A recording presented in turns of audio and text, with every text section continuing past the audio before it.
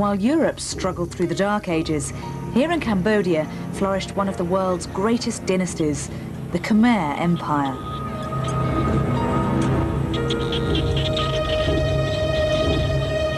Its legacy was a civilization carved out of the jungle. Yet this is all that remains to tell their story. The stones of Angkor have long offered only mute testament. Until now, archaeologists are turning to a technological breakthrough to solve the mysteries of the ancients.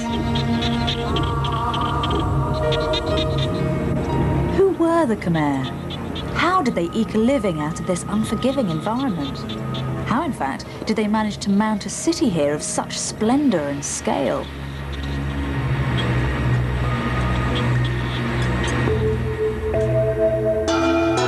From the 9th to the 13th centuries, the Khmer Empire controlled much of modern-day Vietnam, Laos and Thailand, but the seat of its power was in the heart of Cambodia.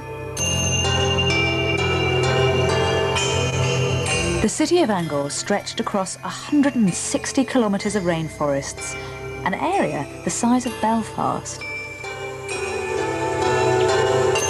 Here, a continuous succession of 30 kings ruled in unimaginable splendour. They reigned over a lavish court and dressed in silk and pearls. The royal court led a life of unparalleled luxury. Grand military parades were a regular event, with processions of elephants whose tusks were sheathed in gold. Using a workforce of skilled stonemasons and thousands of slaves, they constructed the sandstone temples of unequalled beauty.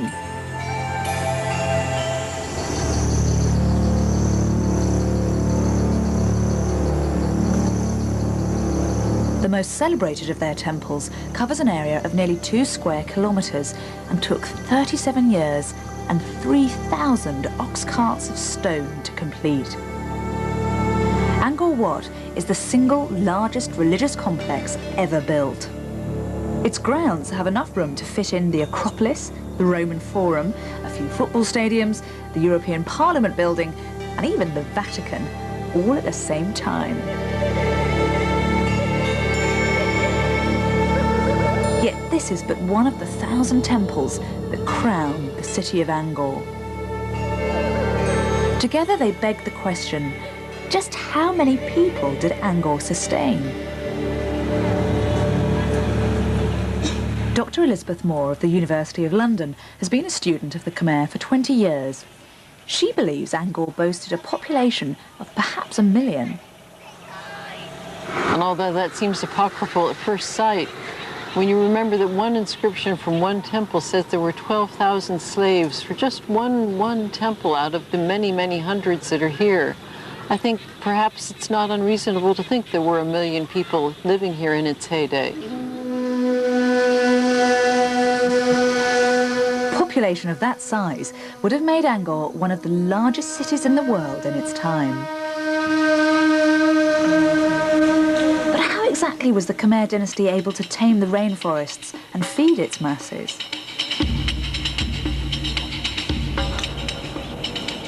Temple carvings offer stolen glimpses of the daily life of this ancient people. Images of farmers and fishermen, as timeless as they are familiar today. In many ways, 1,000 years has left this land little changed. To know the past, we merely need to look more closely at the present. Since time immemorial, there's always been one crop above all that provides for Southeast Asia. Rice is more than a staple food. It is the staff of life. In the Khmer language, the word to eat literally means to eat rice. There had to be enough rice to support tens of thousands of soldiers and workers, the legions on whose backs the empire was built, with enough over to feed the population that lived in the city. That would have required 3 to 4 successful crops every year, a feat that even modern agricultural techniques rarely achieve. The answer lies in the seasonal monsoon rains.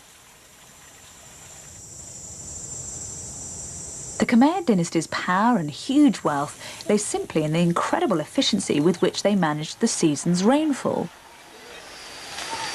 In the Cambodian rainforests, water is power. Whoever contains it and manages to control it masters the world. That truth did not elude the rulers of Angkor. Each temple complex is designed with a building in the middle, surrounded by an imposing moat. The largest Angkor Wat is 240 metres wide, the length of 5 Olympic-sized pools. But grand as these canals are, they're dwarfed by the crowning achievement of Angkor's waterworks, its massive reservoirs, or barais. There are 3 that dominate the city, one that's 3 kilometres long, another 6, and the third 8 kilometres in length. Angkor is renowned for its temples and towers, yet here in the temple's shadow is a feat of engineering ingenuity to equal any, a sprawling system of waterways. In fact, the barai weren't excavated, they were built. 4 massive walls were mounted to enclose each reservoir. The largest, the West Barai, is constructed of dikes 9 metres high and 6 metres wide. It would have taken 4,000 men 3 years to move enough earth to assemble it. But what purpose did the reservoirs serve? Why had the ancients gone to such lengths to stock Angkor with water? The obvious answer is the unpredictability of the monsoons. For half the year, Cambodia is desperately dry, with only 20 centimetres of rainfall. Then, from June to November, the skies open up, drenching Angkor with nearly 1.5 metres of water. The kings of the Khmer, it seemed, needed the barai to prevent flooding, to store up for the dry season, to harness the heavens and ultimately to grow rice. In Cambodia, water is power. Its control was imperative in this climate of extremes. French archaeologists set out to prove it. In the 1930s, they charted an ancient irrigation system that linked the barai, moats and canals, an elaborate network that led to Angkor's rice paddies. They discovered that the reservoirs were built on higher ground than the surrounding fields, allowing gravity to direct the water's flow from the barai into the rice paddies. Just the bottom of the barai is on the ground surface. There are just dikes up. And so the water is collected and maintained on a upper level than the ground around. You just make a trench and you pour the water out just enough to have some water in the rice field. Just gravity is enough to raise the water. Finally, they put their model to the test.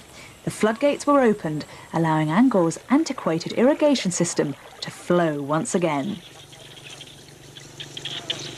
The facts are there. In the 30s, the barai, the western barai, has been used twice to irrigate the fields below. So it's work. We know that it's work. For 40 more years, the French plumbed the secrets of Angkor. Then in 1972, their studies came to a sudden halt.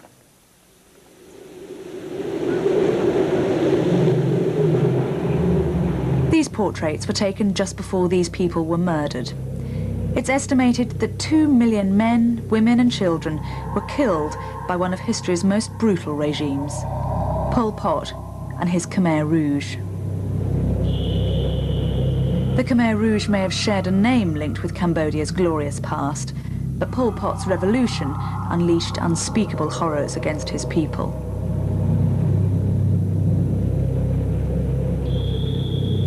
Though his cruel reign spared Angkor, it suffered from neglect and fell back into disrepair. For 25 years, Cambodia was one of the most dangerous places on Earth. So scientists were forced to turn to a faraway source for information: outer space.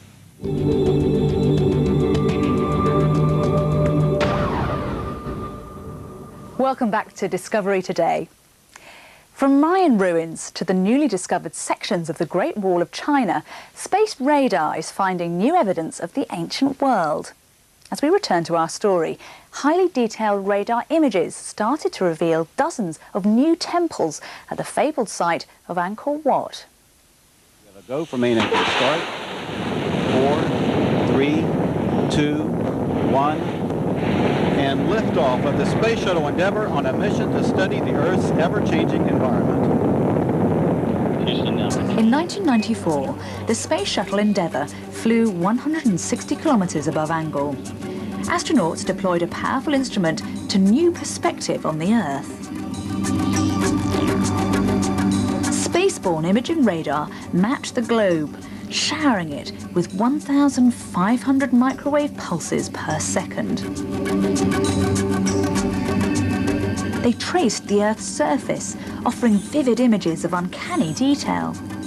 Sites of antiquity the world over could now be viewed anew. One who was quick to seize on that revelation was Elizabeth Moore. My own particular archaeological interest is in the use of remote sensing to study alteration in the terrain.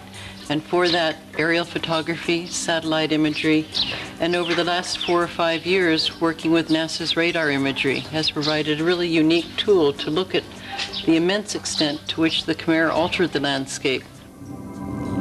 For archaeologists, imaging radar can clearly show patterns impossible to detect at ground level. It can sense the slightest variations in texture, height and moisture in objects as small as a tree stump. The technique belies appearances. Where traditional radar sees a flat sheet of sand, incredibly, imaging radar finds an ancient subterranean river. Patterns that are lost to the observer on the ground suddenly rise to the forefront. A road long forgotten can now be discerned because the vegetation covering it is still slightly different from its surroundings. The space radar finds still more evidence. One set of images that the radar picked up, 16 kilometres northwest of the site, hinted at a surprise. Here in the nearby village of Levaya is a mound encircled by a distinct ring of water. Could this be an unknown vestige of the Khmer? In 1992, Moore arrived at Levaya to confirm her suspicion. As you can see by its edge here, it's a round mound. It's surrounded by circular earthworks and moats. Even in the dry season, we have vegetation and water in the moat here, and you can see the tall line of palm trees marking the earthwork beyond. Remarkably though, findings here indicate Levaya was settled fully 1,000 years before Angkor. The Khmer civilization, then, is far older than we imagined. And here in Levaya, the Khmer first dabbled in the ingenious methods of water control that would later be the hallmark of an empire. But that wasn't the only revelation Levaya had to offer. To Elizabeth Moore's trained eye, the town's moat bears the symbolic signature of the Khmer model of creation, a design she sees mirrored in the greatest of their temples. The design of Angkor Wat reflects the universe. It's the universe, it's a microcosm of the entire world. So at the very center of the world you have Mount Meru, surrounded by oceans and rings of mountains. So for the Khmer, Angkor Wat really was a perfect representation, miniature, of the entire universe. The ancient Hindu beliefs revealed by the Khmer held that mythical Mount Meru is the center of the cosmos. Surrounding it, like a vast moat, stretched the sacred oceans from which all life sprang. According to Moore, the temples of Angkor and their elaborate waterways were built primarily to conjure that vision and not for irrigation. It is a provocative claim, one that flies in the face of more than a century of archaeological pursuit. But then Angkor's temples are rich with inscriptions to bear out the conclusion. At every turn, they revel in the divine, and nowhere do they boast of irrigating rice fields. Still, a theory unproven is mere supposition. NASA and Elizabeth Moore were eager to take a closer look. The radar this time had resolution 5 times better than the original imaging aboard the space shuttle. Combining the 2 sets of radar results produced an extraordinary 3-dimensional map of the site. At last, Moore had her data and a staggering discovery.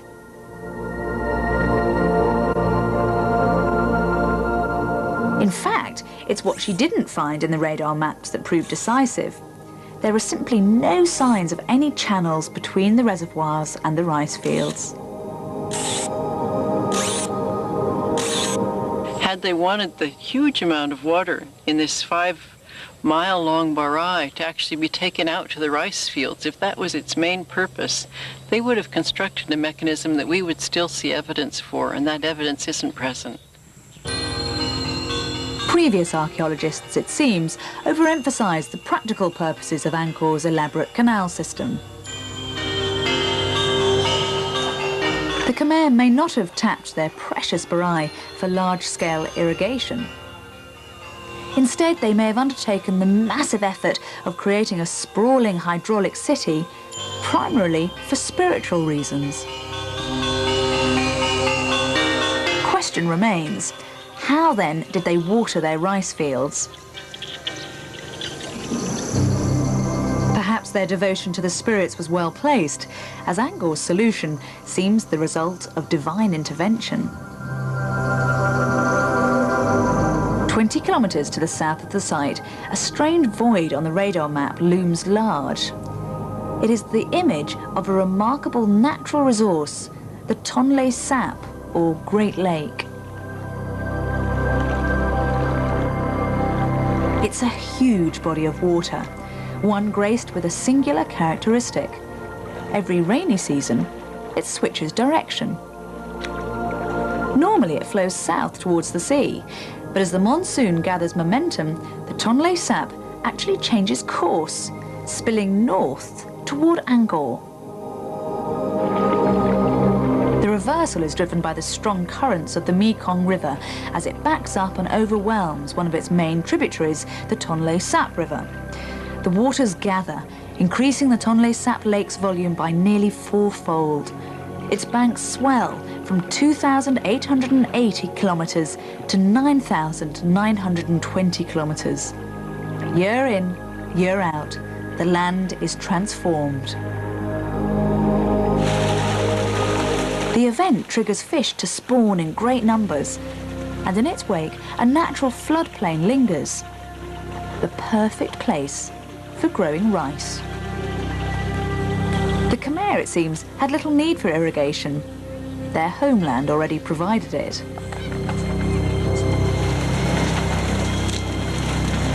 Nurtured by its waters, sustained by its rice, and blessed by its gods, here at Angkor, they found their paradise on earth. Yet ironically, their sources of strength would be their downfall.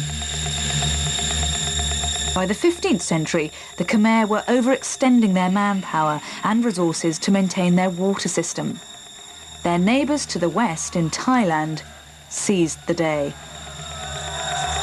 By the end of the Khmer period, they controlled a vast amount of land, and all over that land there were temples, there were moats, there were dikes. All of these had to not only be constructed, they had to be maintained. But in addition to that, by the end of the Khmer period, also the Thais were growing stronger day by day, and I think they took advantage of the weakness and came in and took over.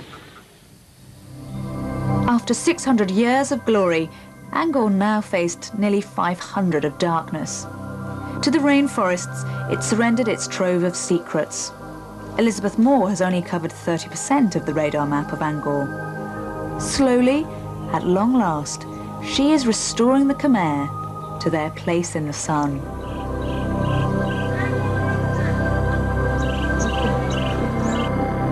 How strange and perhaps fitting that it took modern technology to reveal the spiritual secrets of this ancient society. Space-age science has enabled us to come closer to the truth about the city of Angkor. The intriguing ruins of Angkor Wat. Dr. Elizabeth Moore and research teams from 11 countries continue to study NASA's radar data. They hope to gain more knowledge of the area and the Khmer civilization. Join us again on Discovery Today, every weekday at 4:30 and 7:30 in the evenings, and again at 1 in the morning. Until next time.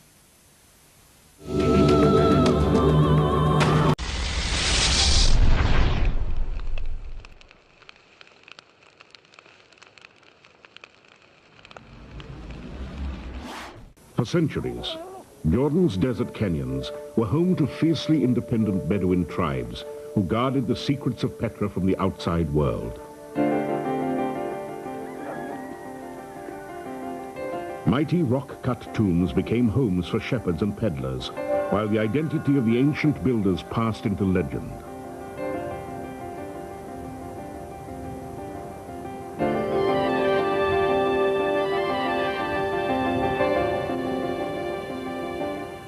Western scholars knew nothing of the desert ruins until the daring exploits of Swiss adventurer John Burckhardt, the first European here since the Crusades. Burckhardt braved his way through hostile country in the blazing heat of the summer of 1812. His Bedouin guide led him reluctantly, terrified they would be seen by rival local tribesmen. But the site turned out to be deserted. Making hasty notes and sketches of magnificent rock-cut tombs, Burckhardt hurried on his way. John Burckhardt spent just a few hours at the site, but his best-selling travel book created the legend of a lost city and left a public eager for answers to the mystery of Petra. Who had created the amazing rock-cut tombs and temples, and what had happened to them? Now at last, the mystery is being solved.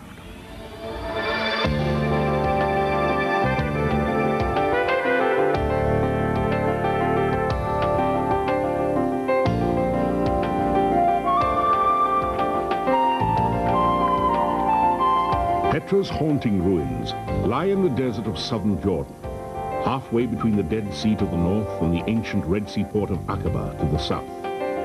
Traces of settlement date back at least 8,000 years, and the winding canyon is steeped in biblical legend.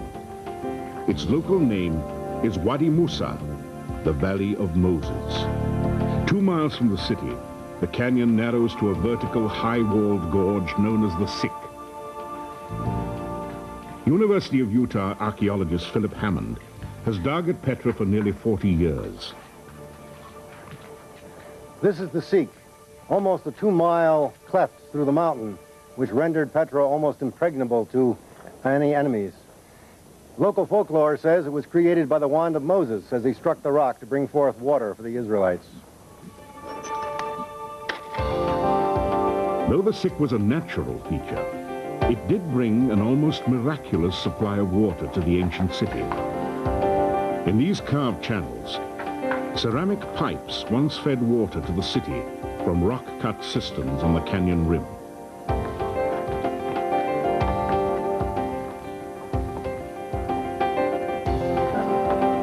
When Crusaders visited Petra in the Middle Ages, local monks guided them to places linked to the Old Testament stories about Moses and Pharaoh, including Petra's most intricately carved tomb, the Khazne, or Pharaoh's treasury.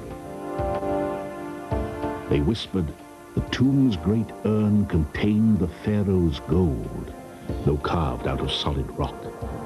The urn bears the scars of Bedouin bullets, fired in the vain hope that the Pharaoh's gold would come tumbling down.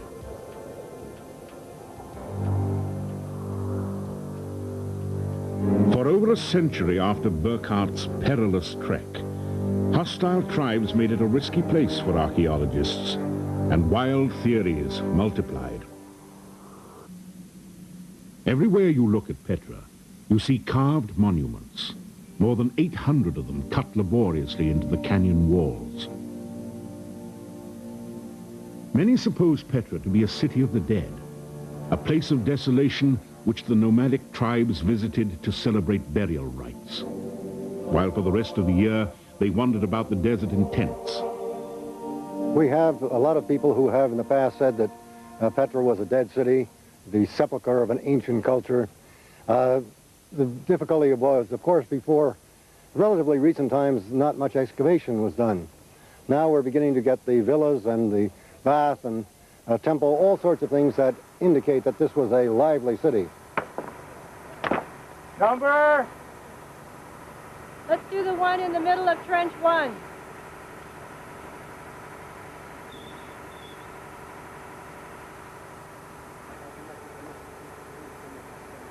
For the last 2 summers, a team from Brown University has been excavating what was once one of Petra's most imposing temples, dating to around the time of Christ.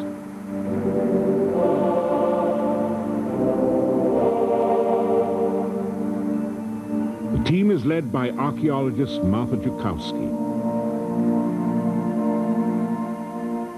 Is this a city of the living? Is this a city of the dead? It's very much a city of the living as far as worship is concerned, particularly in this part of the city. The temple was part of a sacred complex as big as a football field, located next to Petra's main street.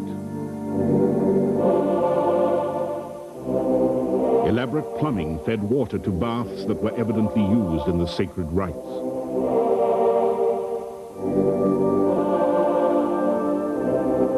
The front of the temple was supported on 4 gigantic columns, each nearly 5 feet in diameter. The finished building must have been 6 stories high. All these columns were coated with a stucco or plaster, which meant that it was white. It probably was a white temple, and in this rose-red environment, it must have been extraordinary in its grandeur and beauty.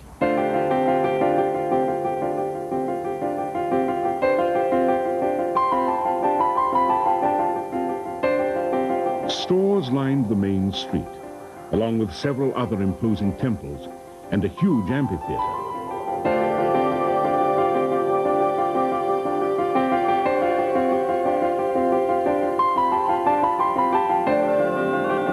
But only this building, the so-called House of the Pharaoh's Daughter, survived the countless earthquakes that long ago reduced the rest of the city center to rubble.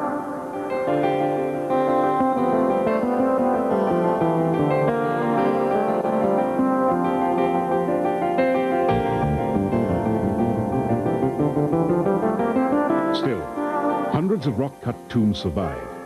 Their architectural details conceal clues to the identity of the builders.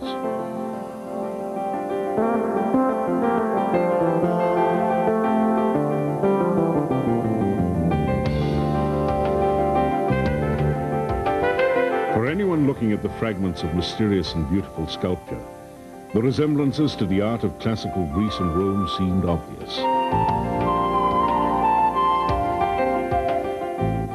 Some early scholars denied that the ancestors of the Arabs could create such marvels. So the tombs were said to be the handiwork of invading Romans, Assyrians, or Egyptians.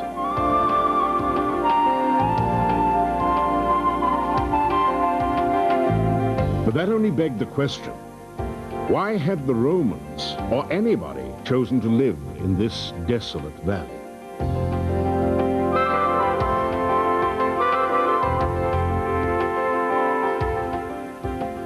Perhaps the tombs conceal the answer.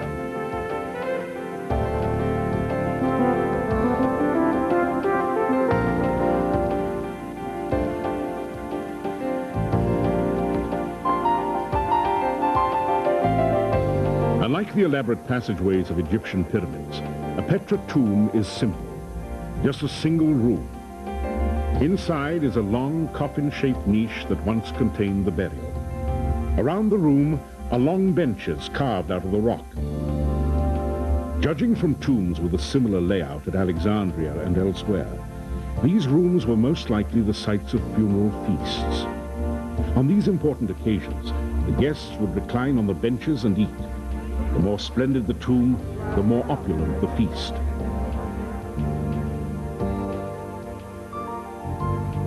The tombs themselves were apparently carved from the top downwards. Archaeologists have found the holes in the rock that once held the wooden scaffolding. Originally, the outside of the tombs were plastered, painted, and inscribed with the names of the dead.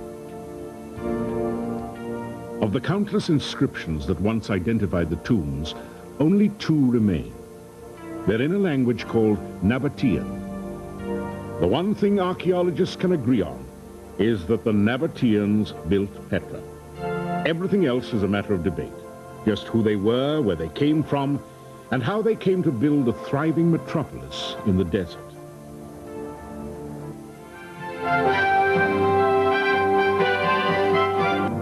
The Bible tells us that Petra was called Sela, or Rock, and was the capital of the ancient Edomites, one of many petty states that sprang up along the Jordan River Valley. But the Edomites moved away, and in their place came the mysterious Nabateans. Originally, they were simple nomadic herders and traders from northern Arabia. But once settled at Petra, they managed to corner the market in one of the most valuable commodities in the ancient world. Greek historian Diodorus provides another vital clue. While there are many other tribes who use the desert as pasture, the Nabateans far surpass the others in wealth. For not a few of them are accustomed to bring down to the sea frankincense and myrrh and the most valuable kinds of spices. The hot commodity was frankincense, the pungent, sweet-smelling gum of this tree, which flourishes in remote foothills of Oman and southern Arabia. It was more than a luxury. The heady, burning incense was believed to deter infection, promote health, and bring pleasure to the gods. Petra was in a perfect position to control the trade in frankincense and spices. The camel trains began at ports in southern Arabia and trekked across the desert through Petra, heading for Mediterranean outlets at Alexandria and Antioch. Petra was more than an oasis. Here middlemen grew rich from the passing trade. In a few generations, an arid gorge turned into a thriving metropolis, an international crossroads of commerce, architecture, and religion. Archaeologists like Philip Hammond have shown that Petra's desolate appearance today is misleading. Outside of the city center, all of the valleys and canyons around Petra are covered with natural caves, and caves that have been reworked in both ancient and more modern times. Originally, a lot of these were habitation caves for the Nabateans, and the few that have been actually excavated have produced the usual pots and pans and plates and bowls that everybody uses. And these extend all the way down, all on every side and at every height throughout the mountains. In the city center, houses were excavated. These were conventional dwellings with a kitchen, larder, a grindstone, and other ordinary items. But we did find a very interesting little figurine, a seated woman with her hair braided down her back, showing us a little bit about how people dressed. The majority of materials that came out of this house seemed to be related to female work, and this gives us the idea that perhaps since the men were caravanners, we have a great number of the women who really kept house and kept the city going while the men were away. But if there are plentiful traces of the day-to-day lives of Petra's inhabitants, that still leaves many mysteries unsolved. What gods or goddesses did they worship? Where did their beliefs and the extraordinary style of their tombs and temples come from? For decades, scholars were puzzled. While digging this major temple, later called the Temple of the Winged Lion, Hammond found a striking image of a female deity. Perhaps it was Al-Uzza, the goddess of springs and water, mentioned in inscriptions at other Nabatean sites. The chief god was called Dushara, a god of the mountains. In his honor, many shrines and sacrificial altars were built on hilltops around Petra. While the gods of the Nabateans were distinctively local, their master carvers were clearly influenced by contacts with Greek and Roman cities.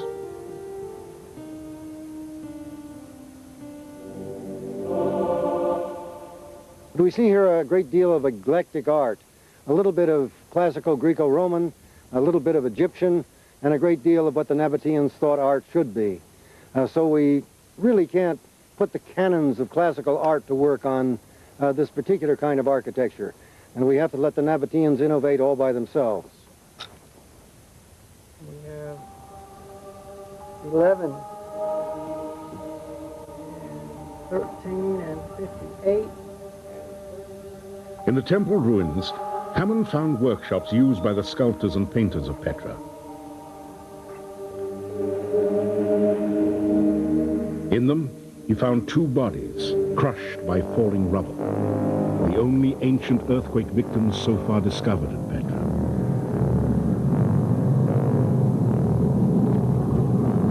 This earthquake is one of the most precisely dated catastrophes in the ancient world. A manuscript says that the two main shocks struck on Monday, May the 19th, AD 363. Half of Petra was obliterated.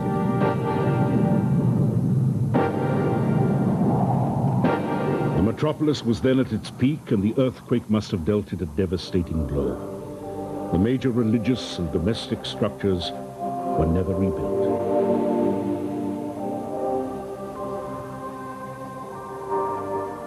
In 1990, a massive early Christian church was discovered, dating to around 500 AD.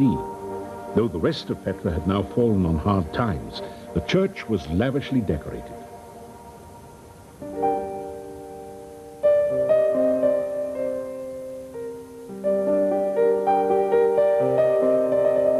The entire floor is a stunning mosaic depicting the four seasons, among the earliest and most perfectly executed mosaics of the Byzantine period. Archaeologist Zbigniew Fiel supervises the church excavations.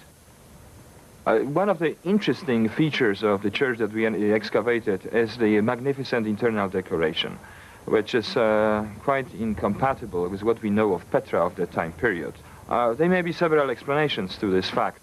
Quite possibly, the pilgrimages to the neighboring Jebel Harun, the place to which, according to the Christian tradition, the prophet Aaron was buried, quite possibly these pilgrimages could have brought additional interest and income to the builders of the church. But this final era of opulence would not last. In 551 AD, another devastating earthquake struck. The church burned and collapsed. Preserved under the rubble was an extraordinary find. Manuscripts made of papyrus, the writing still legible. We did not expect such a find. The papyri were found in a thick layer of ash and charcoal directly upon the floor of that room. It must have been the same fire which affected the church and destroyed the archive of papyri in that neighboring room. The papyri were completely carbonized. However, due to a particularity of the climate in Petra, they are relatively well preserved. In other words, they are fragile, but they are not brittle. And the conservation work, which continues now over them, will probably reveal the most of the texts contained in those documents. Strangely enough, despite the fact that they are completely carbonized, the letters are very legible. The language in the scrolls that were already unrolled is Greek. It's a typical Byzantine period Greek. But despite the foreign language, the personal names mentioned in the scrolls belong to Petra.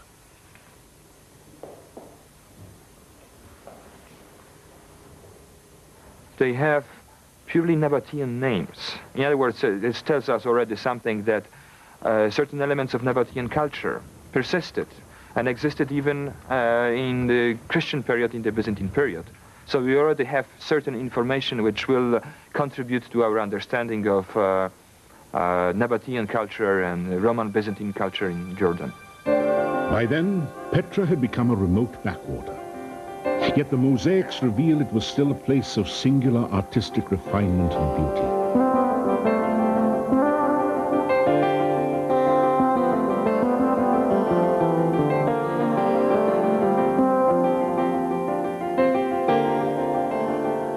more than 5 centuries, Petra's artisans had flourished in their arid canyon and created unique architecture, decorative sculpture, and mosaics, blending inspiration from Mediterranean cultures with their own special style. Their legacy, these haunting ruins, have charged the imagination of writers, painters, and travelers ever since. Petra is a unique place, and not only because of archaeological remains, but also of a very unique, magnificent natural setting. Therefore, I think that Petra, as the archaeological site, should expect more attention among the scholars.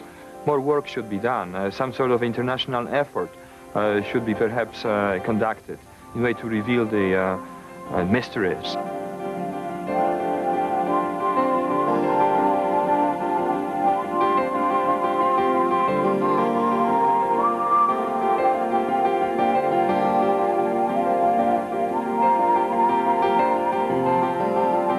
Salomon Farahat, in charge of Petra, shares this view of the city's significance. Petra is important for Jordanians and for the whole of the world because it is an international heritage. So the whole of the world has to participate in protecting and preserving Petra, I think. Saving Petra from battering winds and internal weathering along cracks and fissures has indeed become a major challenge to preservationists. A host of studies are now underway. Much remains to be discovered. The city has only just begun to yield up its wealth of archaeological secrets.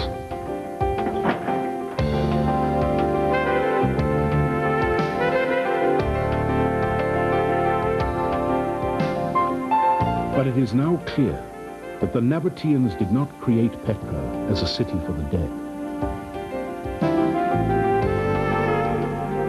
The splendor of its setting and the masterworks of the tomb carvers continue to arouse the awe of all who have traveled here.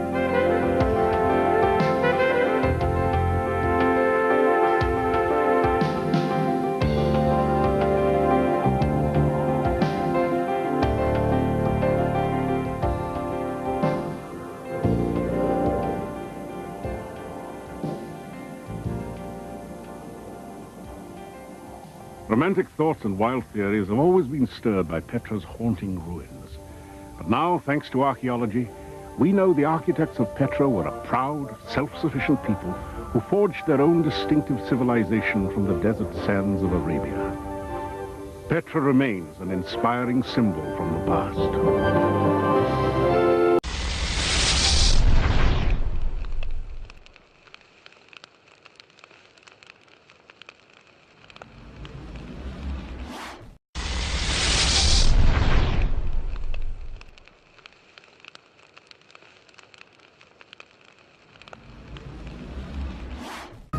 While Europe struggled through the Dark Ages, here in Cambodia flourished one of the world's greatest dynasties, the Khmer Empire.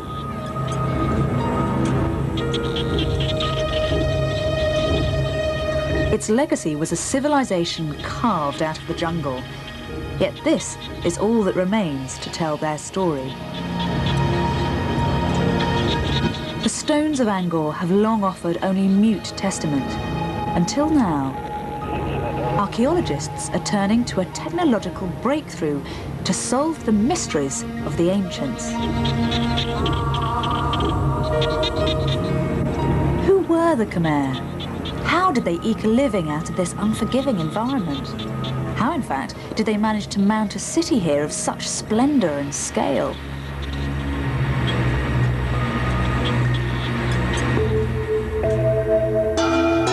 From the 9th to the 13th centuries, the Khmer Empire controlled much of modern-day Vietnam, Laos and Thailand, but the seat of its power was in the heart of Cambodia. The city of Angkor stretched across 160 kilometers of rainforests, an area the size of Belfast.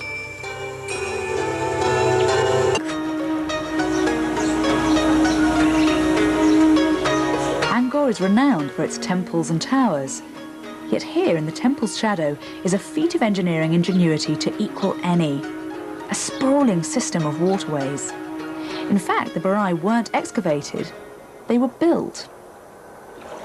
4 massive walls were mounted to enclose each reservoir.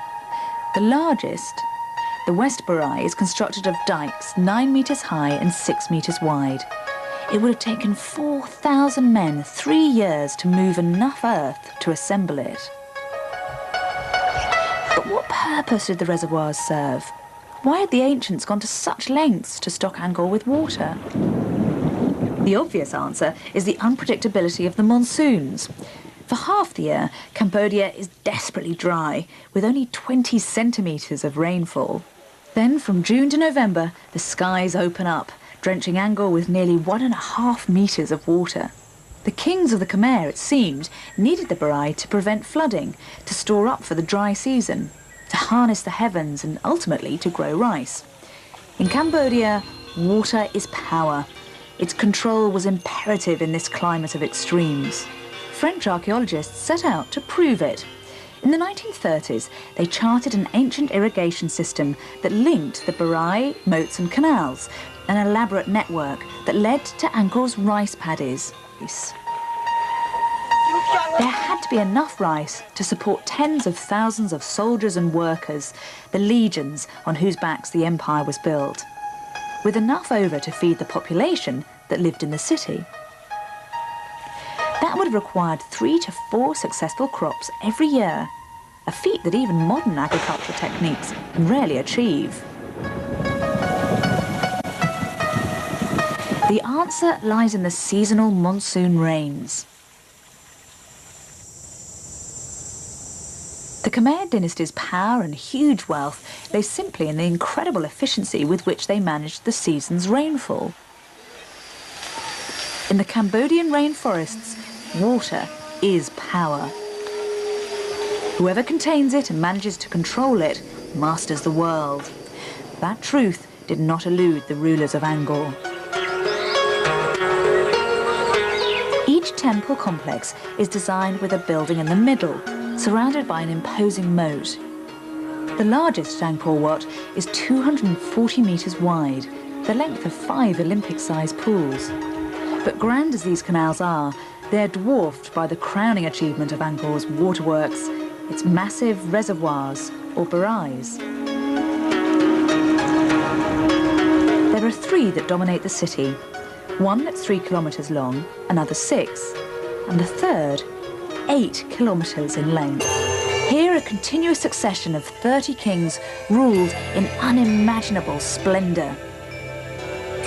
They reigned over a lavish court and dressed in silk and pearls. The royal court led a life of unparalleled luxury. Grand military parades were a regular event, with processions of elephants whose tusks were sheathed in gold. Using a workforce of skilled stonemasons and thousands of slaves, they constructed the sandstone temples of unequalled beauty.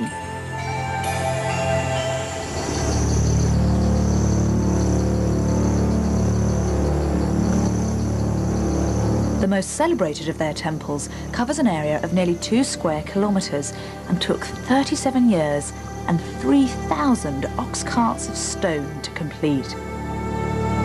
Angkor Wat is the single largest religious complex ever built.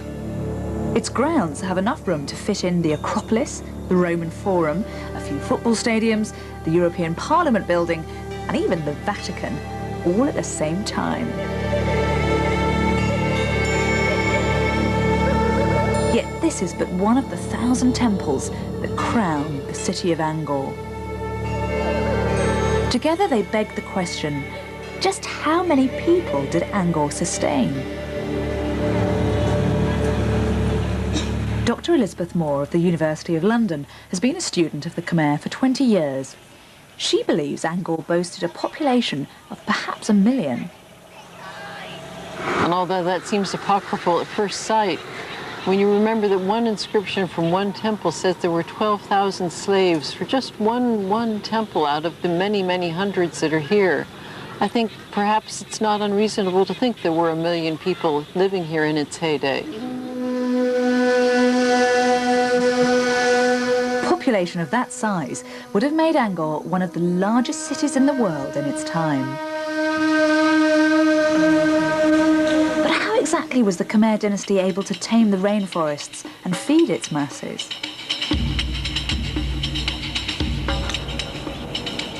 Temple carvings offer stolen glimpses of the daily life of this ancient people. Images of farmers and fishermen, as timeless as they are familiar today. In many ways, 1,000 years has left this land little changed.